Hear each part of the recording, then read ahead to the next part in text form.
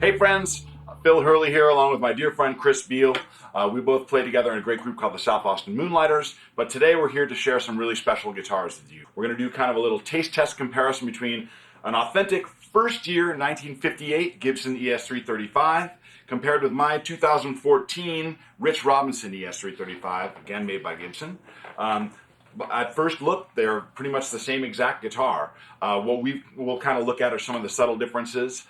In the first year when they made this in '58, you had the original PAF pickups that are very sought after, that we were both excited to finally get a chance to plug in. An unbound neck with the cool Kluson tuning pegs. These, I love the original kind of little plastic strap buttons. Everything on this guitar, except for one little string saddle, appears to be exactly as it came from the factory. And this one's been a joy to put through its paces. Man, the sunburst is beautiful. It's a perfect sunburst. What we're comparing it with is this. This was a reproduction made of Rich Robinson's 1963 factory Bigsby. Whenever you see this little custom-made guard, it's basically to hide the little studs for where the tailpiece would have been. Mine has the burst buckers, which is a modern Gibson pickup in it, bound neck.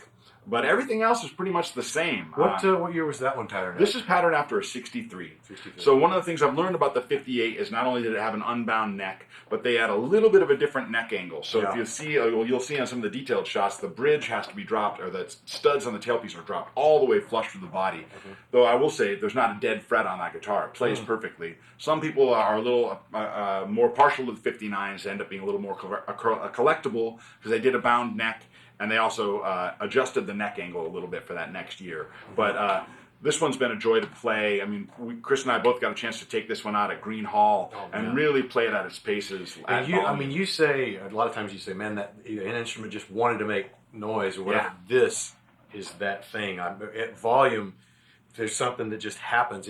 On the lead pickup, it wants to play, Clapton. It's true. It wants to play, And did you notice, too, there was like a resonance through the whole guitar? I felt like the neck was ringing in simpatico with the whole body and stuff. I think a lot of those old Gibsons are that way. I think it's true. Yeah. So if you don't know this about the 335, this was introduced in '58, and it was the beginning of this whole idea of a semi-hollow body guitar. It has a center block. But they have been in production ever since 1958. It's been one of Gibson's most popular guitars because it's incredibly versatile. You hear dudes playing country, jazz, rock, fusion, funk, anything. It's a wildly versatile guitar, and I think that's lent a lot to its continued popularity. One of the things that I was curious to hear was, this is my number one, and I've fallen totally in love with this guitar.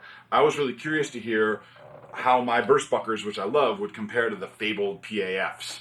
And I find there are pluses and minuses. There are things about both of them that I really love. But I find my burst buckers hit a little harder. They're a little more aggressive right off the bat.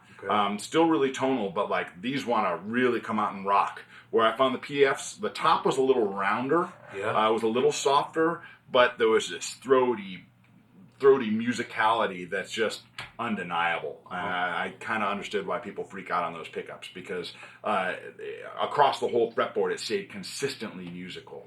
Really cool. Yeah, I felt like on this particular guitar, and I bet on yours too. I think I have played that one live.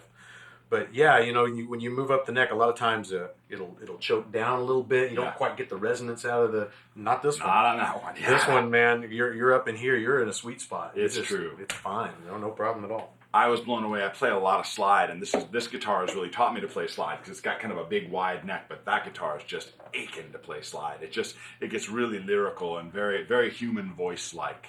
I was pretty blown away.